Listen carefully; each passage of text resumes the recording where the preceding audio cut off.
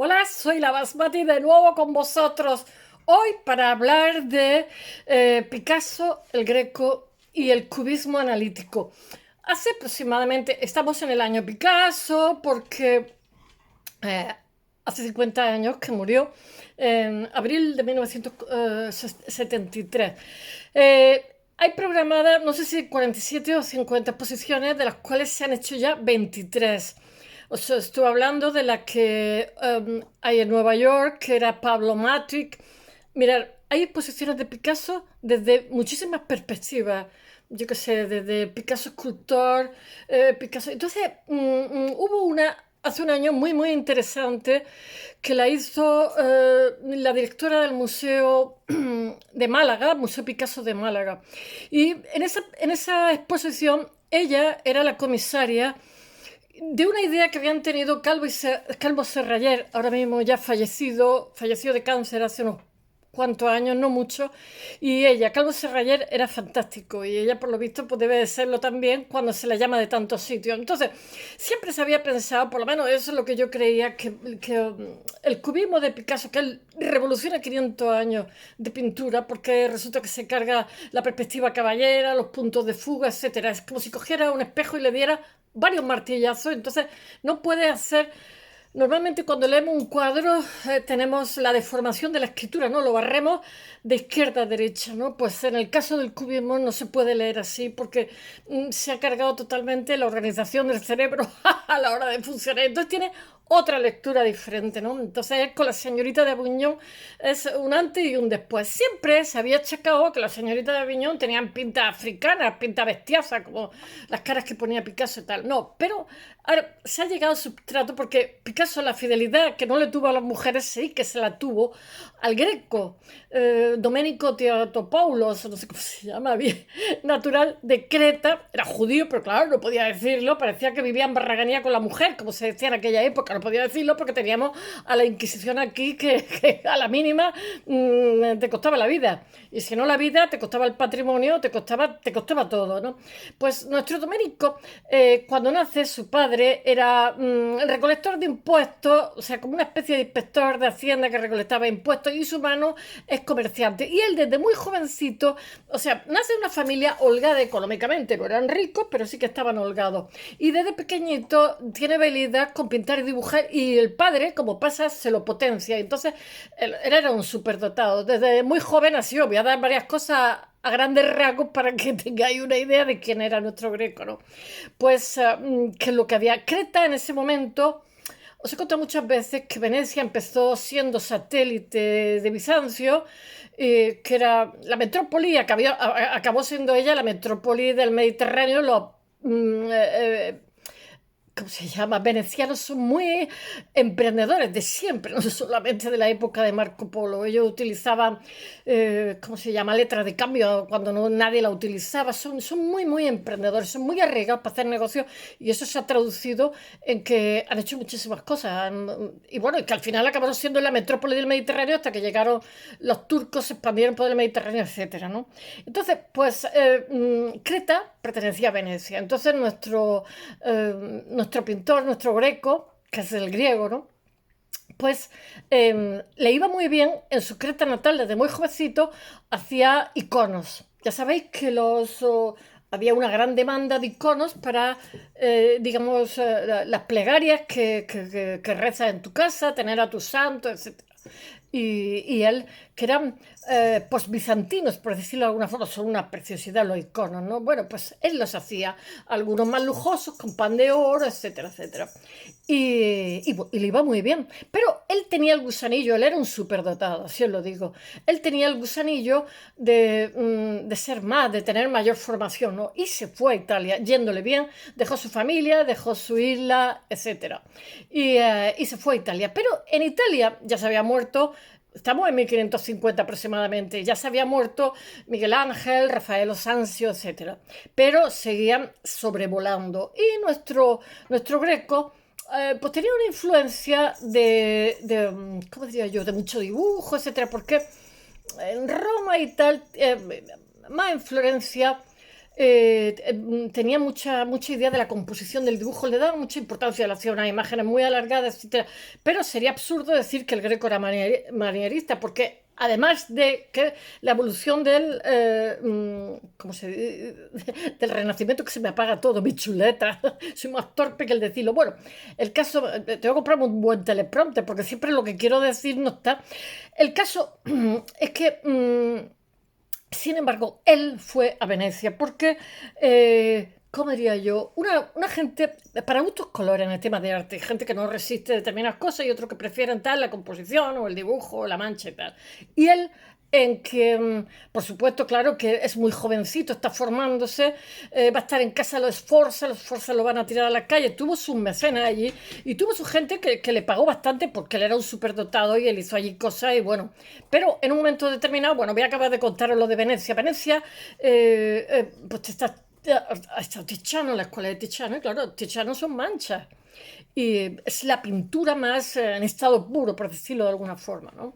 Y lo otro es más dibujo. Y entonces, claro, unos tenían el gusto, ¿cómo diría yo?, de Miguel Ángel por el diseño, por la composición, etcétera. Sin embargo, otros, como nuestro Greco, aunque absorbe toda esa información, todo ese conocimiento, prefiere Tiziano, Tiziano, que dicen ellos, porque es mancha, es un juego de mancha que lo convierte en pintura, ¿no? Pero en fin, él va a beber de todo, va a estar trabajando en una época y se entera por un cardenal, le dice que se venga a España, que en ese momento está Felipe II, que se está haciendo el monasterio del Escorial y está trayendo muchos pintores, artistas italianos, porque es una obra magna que se tiene que hacer en un determinado espacio de tiempo, no muy grande, etcétera, y se está llevando lo mejor de cada casa. Y además, él siendo tan buen elemento, porque a él gusta mucho en Roma, se puede convertir en pintor de corte. Claro, eso para un chico joven, pues esa ambición la tenía ahí y se vino para España. Pues resulta que a nuestro Felipe II, el flipado este no le gustaba ni de lejos. Y mira que lo pintó, y mira que le hizo guiño, y mira que le tiró, yo qué sé, el pobrecillo se tuvo que buscar la vida, pero ¿sabéis lo que digo? Casi mejor, casi mejor. El pobre vivió rezado, siendo un genio. Y en su época tenía muchísimos detractores porque decían que tenían manchas borronadas, porque yo qué sé, él tenía una forma muy particular de trabajar porque, digamos, había estado trabajando con los iconos que tienen como un aplanamiento de perspectiva muy grande. Los iconos son un poco volumétricos, son orientales y yo qué sé, a él le gustaba muchísimo el formato vertical, le gustaba mucho la figura angulosa y todo eso son claves que después se traducen en nuestro Picasso, yo qué sé, en el cubismo, que no tiene nada que ver con las máscaras africanas, como se ha dicho. O sea, Picasso, desde que está en Madrid, Picasso se va a Madrid y su padre le regaña porque copia al Greco, pero él toda su vida va a estar fascinado por el Greco, así toda su vida. Pero el Greco, que resulta curioso, hay un salto de 350 años cronológicamente con Picasso, que son muchos años, pero el Greco lo tenía muy cercano y siempre se decía que el Greco había influido en el periodo azul de Picasso, pero realmente el Greco está presente en toda la vida de Picasso y realmente ahora os lo contaré de forma más ordenada y menos caótica. El Greco lo aprecian sus compañeros pintores y realmente va a estar en silencio porque va a tener muchísimos enemigos, va a pasar muy inadvertido la generación siguiente y va a ser en el siglo XIX los vanguardistas, etcétera, etcétera, los que escritores van a comprar figuras del Greco, o sea, obras del Greco y tal, van a ser las que lo van a encumbrar de nuevo porque, mirad, eso no creéis que es tan raro. Vermeer de Delft no era Vermeer de Delft, estuvo también totalmente oscurecido. Yo qué sé, Botticelli no lo conocía ni el gato a finales del siglo XIX. Fue un inglés que dijo, qué maravilla, estaban sus obras tiradas por ahí en un almacén de mala muerte. Quiero deciros que no es tan raro que en un momento dado, porque, hombre, sus compañeros sabían que eran buenos. Lo que pasa es que nuestro Greco era rebelde. La forma de hacer pintura que tenía era totalmente anómala, quitando lo del manierismo, las figuras alargadas, pero es que tenía otra forma de dar colores, tenía otra forma de componer, etcétera. Y tenía también otra forma de percibir a los caballeros españoles con esas barbas puntiagudas y esa golilla y tan estoicos,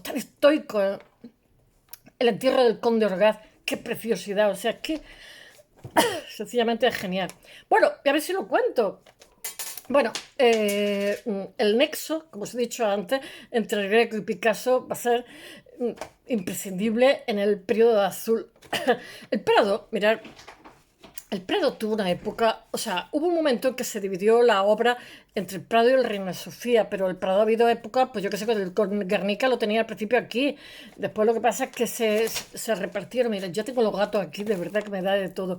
Bueno, el Prado se suma al 50 aniversario después de esta exposición que ha habido en el Kunstmuseum, que fue llevado por la directora del Kunstmuseum de Basel, de Basilea, Suiza, que lo hizo antes de que empezara todo el año Picasso, pero lo hizo en homenaje a Picasso. Y entonces lo que hace es mostrar obras de Picasso y entonces sobre todo en los Apóstoles hay un grandísimo paralelismo con el cubismo. Los Apóstoles, nuestro Greco ya es totalmente libre, digamos, porque los pintores, como os contaba ayer, también van arrastrando determinadas fuentes que han tenido en un principio y con el paso de los años están más sueltos, tienen más oficio, les cambia el carácter, les importa menos quedar bien o el qué dirán.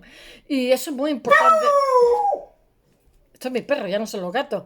Bueno, el hecho real, por favor.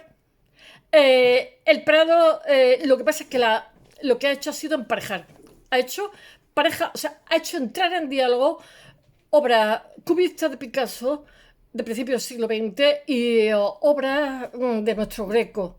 Y es una preciosidad. Mucha gente no ha entendido esa exposición, pero no podrán entender que Picasso fuera fiel a esa fuente suya que tuvo desde jovencito. Cuando se fue a estudiar a Madrid, se fumaba las clases, se iba al Prado y copiaba al Greco, siempre el Greco, siempre el Greco. Y su padre le dijo, oye, tú vas mal por ahí, vas muy mal.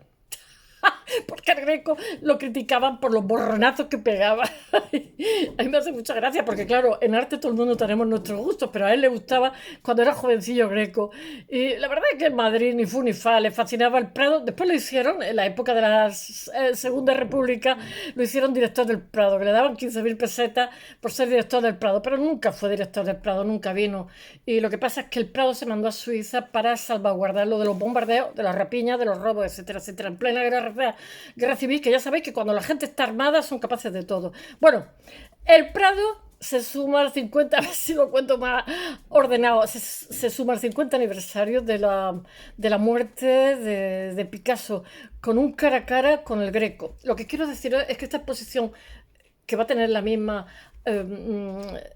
comisaria que es la directora de Museo de Málaga, lo que pasa es que es más pequeñita que la que se ha hecho en el Kunstmuseum, porque estos cuadros de Picasso son quizás de los más cotizados, por no decir los más cotizados, y ha habido que pedirlo a muchísima gente, al Met, al Metropolitan de Nueva York, etcétera. Entonces, claro, tampoco se puede hacer una exposición gigantesca. Ahora mismo hay 6 exposiciones en el Prado. Esta exposición va a estar hasta septiembre. Bueno, le preguntaron a Falomir, dice, ¿le gustaría tener más Picasso en el Prado? A Miguel Falomir, que es valenciano, director del Prado, y le contestó Miguel Falomir, ¿y a ti no te gustaría tenerlo en casa? ¡Qué ironía!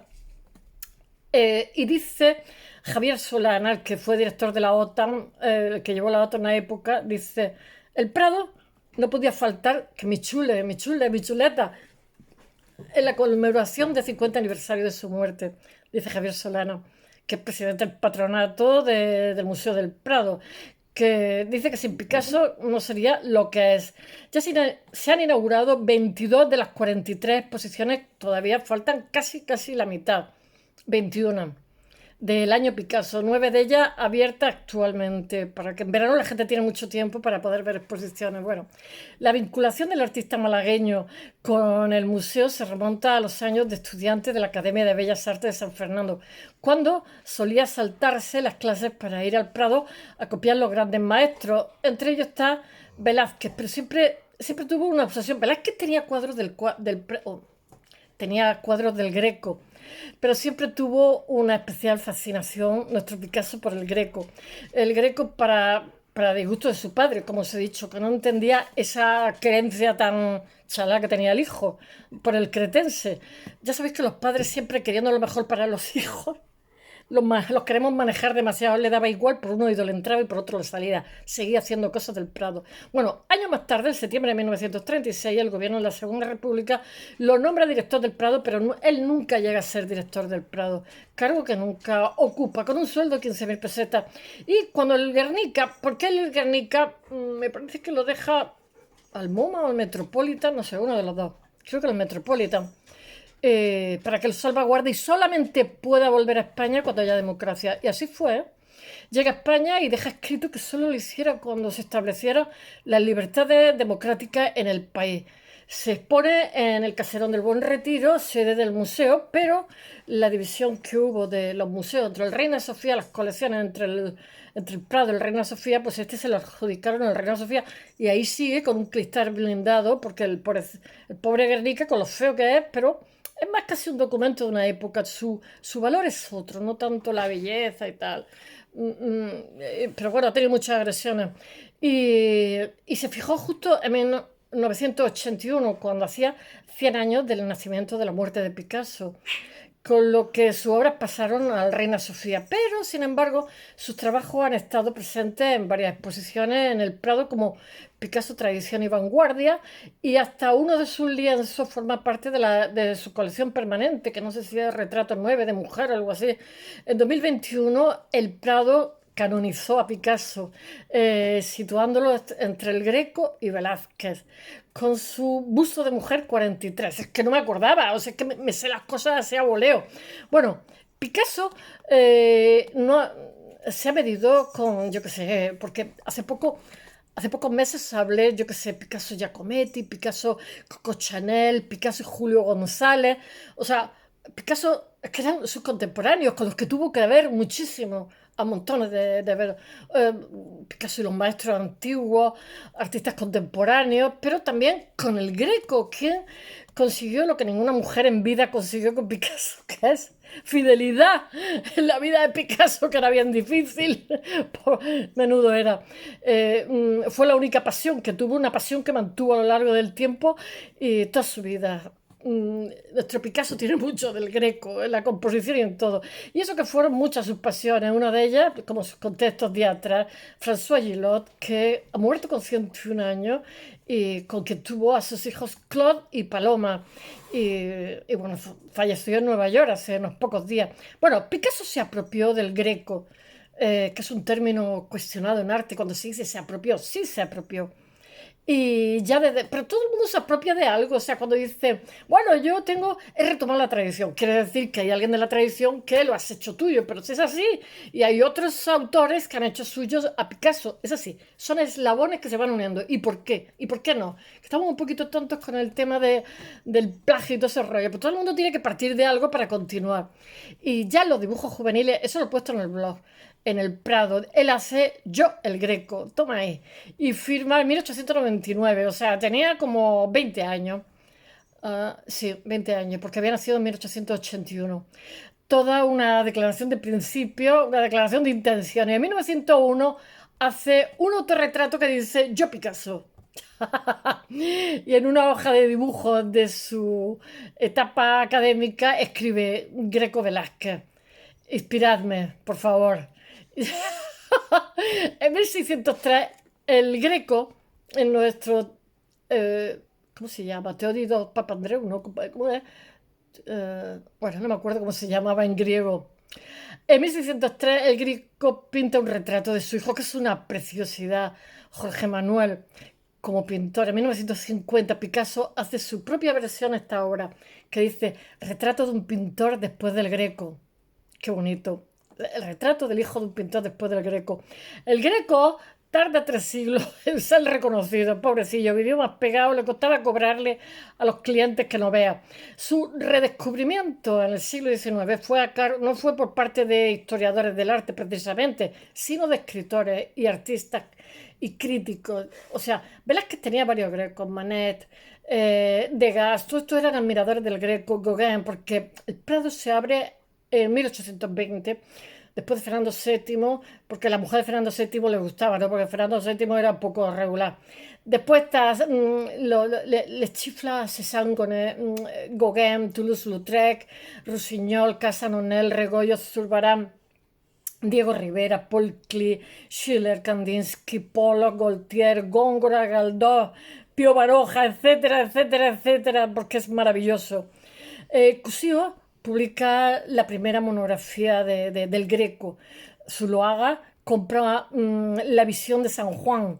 Degas tenía 2 grecos y Velázquez 3 en su estudio. Hoy, eso los que tenía Velázquez están en el Prado, porque él era el dueño de las colecciones reales. No el dueño, el supervisor, el guardián, yo qué sé, cómo se le llame, el encargado.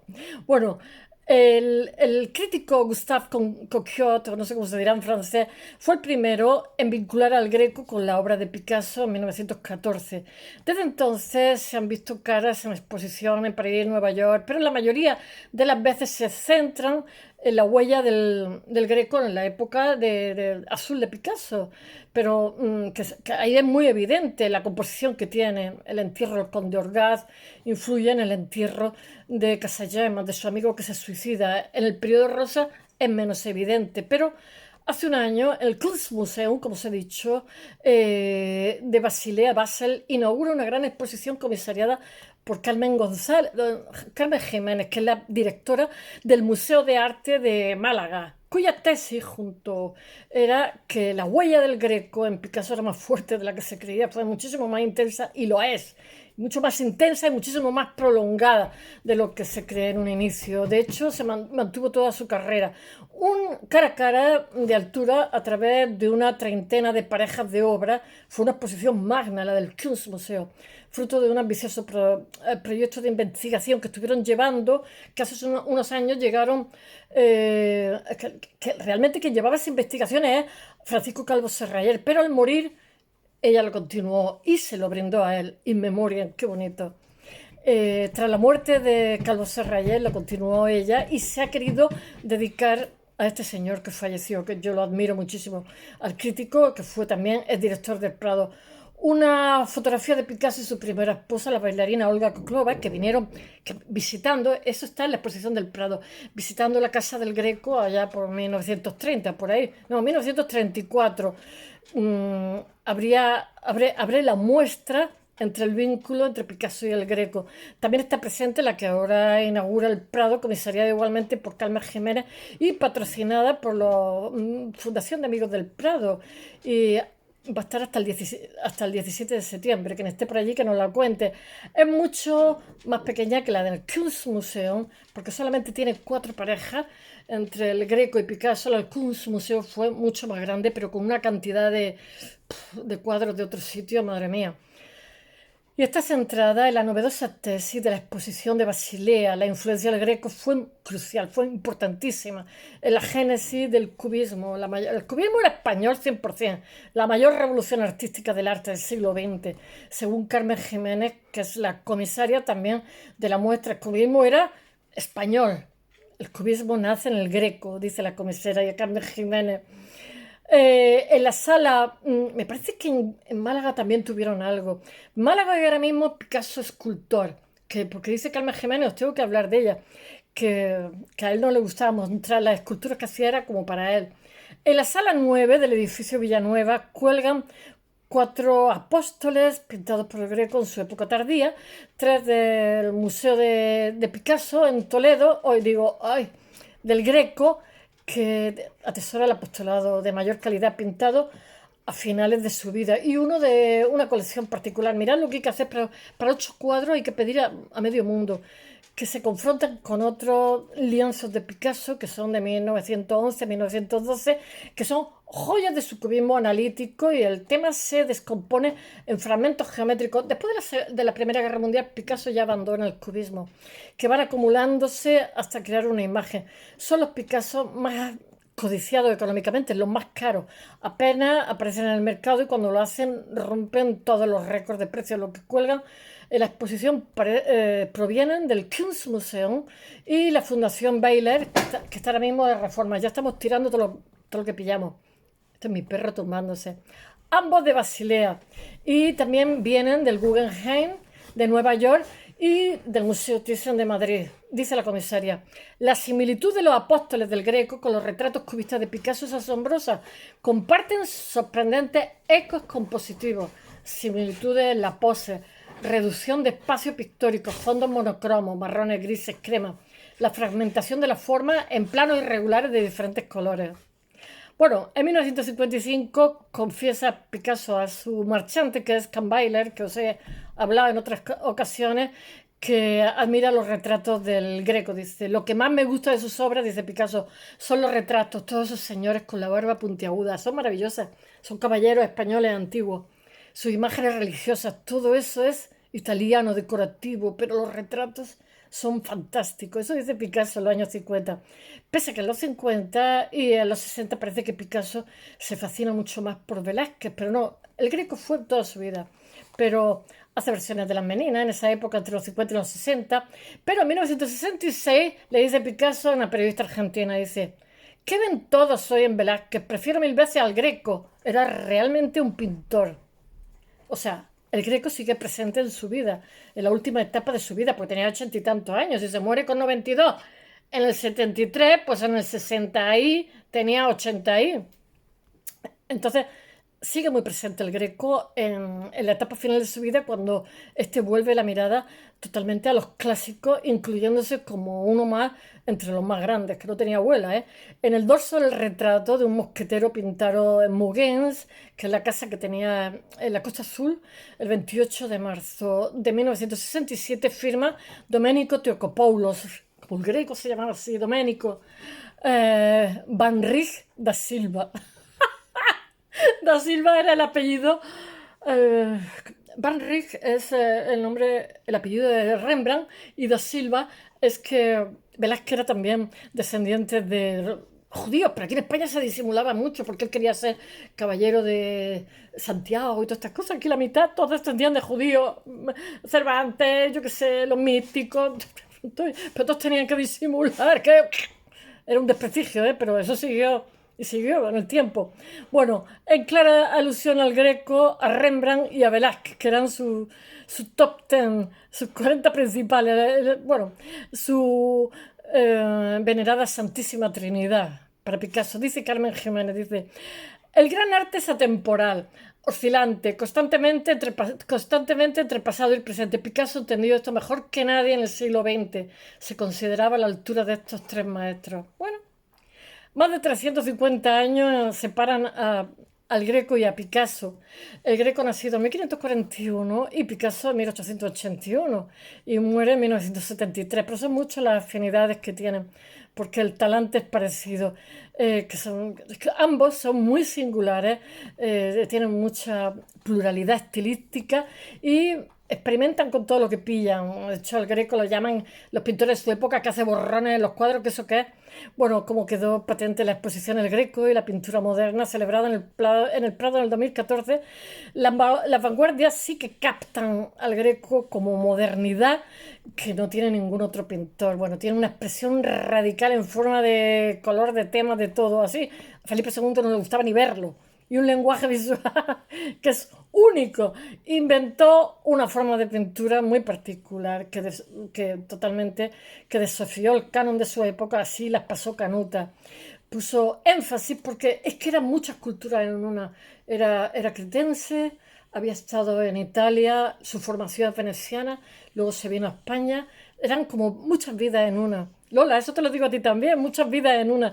Y eso deja mucho mestizaje, mucho pozo. Puso énfasis en la verticalidad sobre la profundidad, como os he dicho, en la perspectiva, que es totalmente distinta, porque él está acostumbrado a hacer iconos que son muy planos, una perspectiva invertida. Era muy poco convencional para la época, pero sobre todo Picasso, bien el Greco, que era un acto de rebelión, que era un rebelde. En realidad los dos fueron rebeldes, revolucionarios y muy libres. Y espero que os haya gustado y hasta mañana.